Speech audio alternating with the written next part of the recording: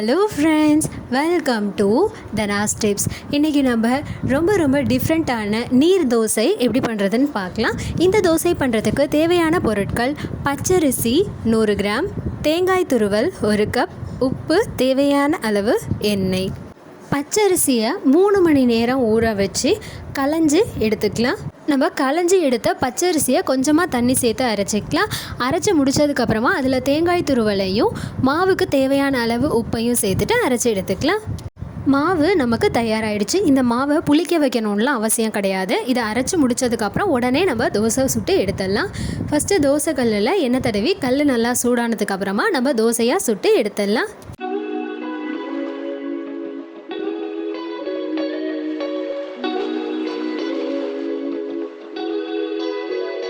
இந்த தோசையை ஒரு சைடு தான் நம்ம வேக வைக்க போகிறோம். 2 சைடும் பரட்டி போட்டு வேக வைக்கணும்னு அவசியம் கிடையாது. ஒரு பிளேட் வச்சு மூடி வச்சு தோசை சுட்டோம் அப்படின்னா அது நமக்கு சீக்கிரமாக வெந்துடும். இப்போ தோசை தயாராகிடுச்சு.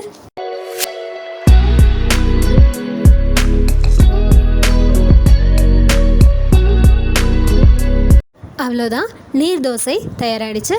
ட்ரை பண்ணிவிட்டு எப்படி இருக்குன்னு கமெண்ட் பண்ணுங்கள். சேனலுக்கு சப்ஸ்கிரைப் பண்ணுங்கள். மறக்காமல் பக்கத்தில் இருக்க பெல் ஐக்கானை கிளிக் பண்ணிக்கோங்க. தேங்க்யூ.